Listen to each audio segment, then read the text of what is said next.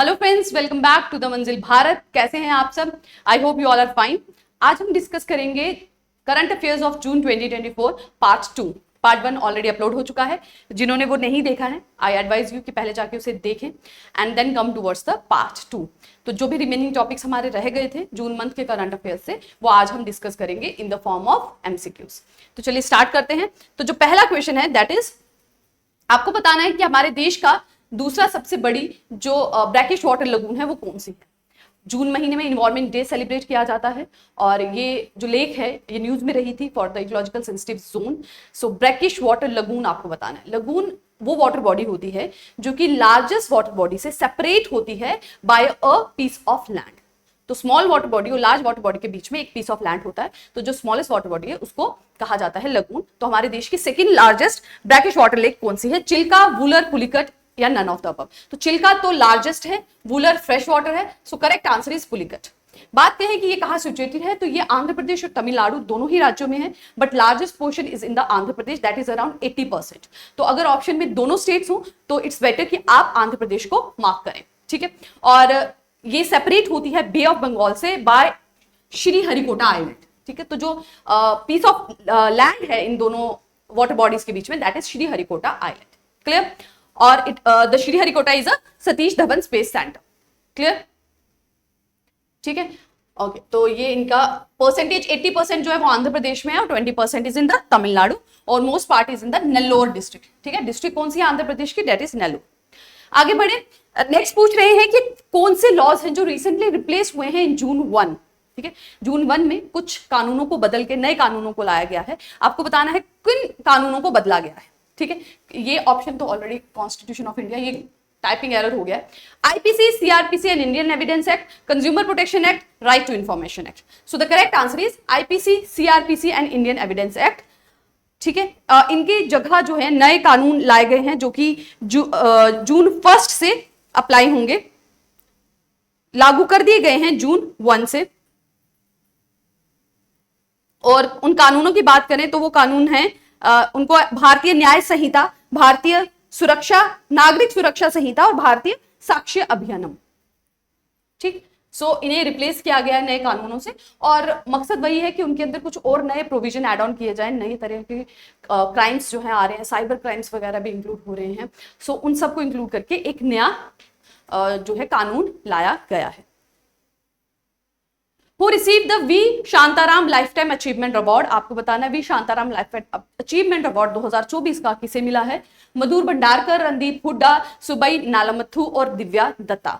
Correct answer is Subbiah Nallamuthu. इनको मिला है V Shantaram lifetime achievement award.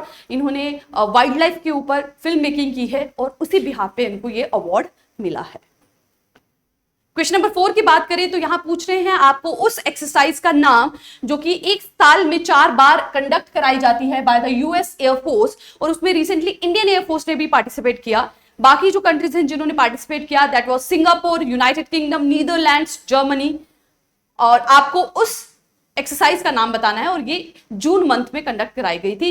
Exercise air show, exercise friend force, exercise green sea, exercise red flag. So the correct answer is option D, that is exercise red flag.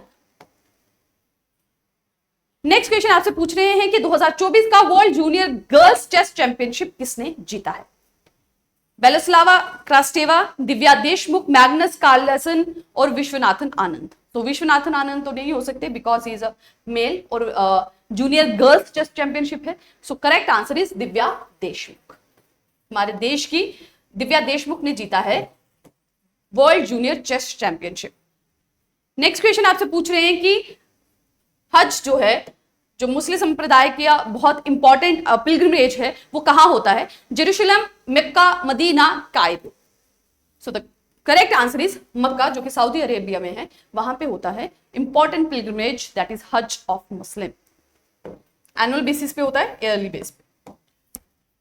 जून 2 को result आए हैं general elections के, तो बहुत से नए chief ministers जो हैं वो इलेक्ट किए गए हैं, चुने गए हैं। आपको ये बताना है, यहां पूछ रहे हैं who has been elected chief minister of Arunachal Pradesh for the 3rd time in 2024।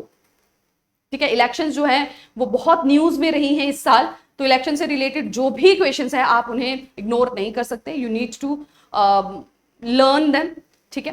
तो यहाँ पे चीफ मिनिस्टर पूछ रहे हैं अरुणाचल प्रदेश के, क्योंकि वो तीसरी बार चीफ मिनिस्टर चुने गए हैं। आपको बताना है वो कौन है, Kiren Rijiju, Nabam Tuki, Pema Khandu, Tapir Gao. So the correct answer is Pema Khandu.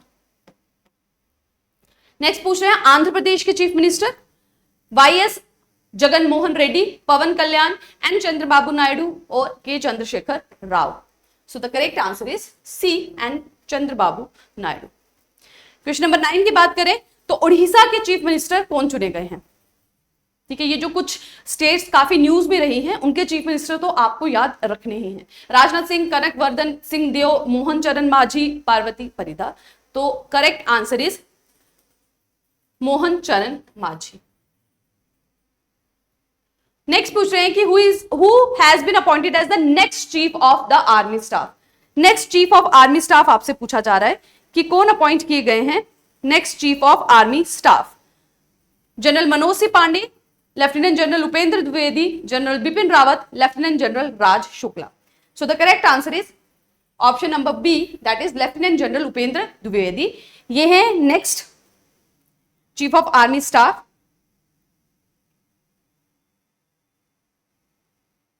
ठीक है, next chief of presently June 30 को इन्होंने अपना एक तरह से कहें कार्यभार संभाला है। जून 30 तक जो थे वो थे जनरल मनोज सिंह पांडे, ठीक है। सो ध्यान रखें चेंज हो गए हैं, जून 30 तक जनरल मनोज सिंह पांडे थे और अब उनको चेंज किया गया है और उनकी जगह हैं lieutenant general Upendra Dwivedi. Okay, अब आपसे पूछ रहे हैं कि एक मैरीटाइम एक्सरसाइज है जो कि जून मंथ में कंडक्ट कराई गई थी जिसका नाम है जिमैक्स। वो किन नेवीज के बीच में होती है, किन देशों के नेवीज के बीच में? इंडिया और चाइना, इंडिया और जापान, जापान और साउथ कोरिया, और इंडिया और ऑस्ट्रेलिया। ये आप नाम से ही इसे फाइंड आउट कर सकते हैं। जी है, जे फॉर जापान और आई फॉर इंडिया, ठीक है। M for maritime, E X for exercise. तो जापान इंडिया मैरीटाइम एक्सरसाइज, तो नाम से ही आंसर आपको इजीली मिल जाएगा, इंडिया एंड जापान, ठीक है। चलिए क्वेश्चन नंबर 12 की तरफ बढ़ते हैं। पूछ रहे हैं कि सिक्किम के चीफ मिनिस्टर कौन अपॉइंट हुए हैं दूसरी बार, ठीक है। This was his second term. Pawan Kumar Chamling, Prem Singh Tamang, Baichung Bhutia और Hemant Soren. So the correct answer is option B, Prem Singh Tamang. 13 की बात करें तो पूछ रहे हैं कि यंगेस्ट मैन कौन बन गए हैं to win grand slam in all the 3 surfaces. तो ग्रैंड स्लैम 3 प्लेसेस पे होता है, क्ले पे, ग्रास पे, हार्ड कोर्ट पे। इन तीनों में जीतने वाले यंगेस्ट प्लेयर कौन बन गए हैं? Novak Djokovic, Roger Federer, Rafael Nadal और Carlos. So all are the famous player, but the correct answer is option number.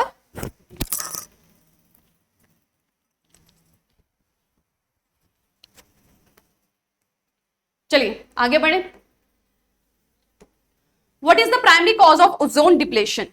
Ozone depletion का प्राइमरी कॉज क्या है? Easy question. Carbon dioxide, methane, chlorofluorocarbon, nitrous oxide. I hope you all no.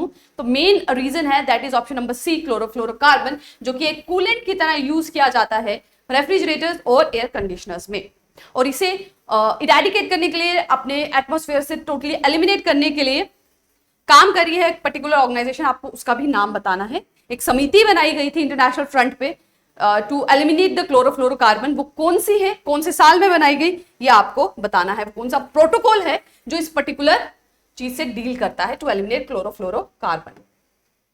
चलिए next question पूछ रहे हैं कि Bharatiya Janata party ने 2024 के लोकसभा इलेक्शन में कितनी सीट्स जीती हैं? तो इलेक्शंस से रिलेटेड आप रिसेंटली देखेंगे क्वेश्चंस पूछे गए हैं लोकसभा सीट्स के बारे में भी, कि किस राज्य के पास कौन सी सीट्स हैं, उन्हें अरेंज करने से रिलेटेड भी क्वेश्चन आया है।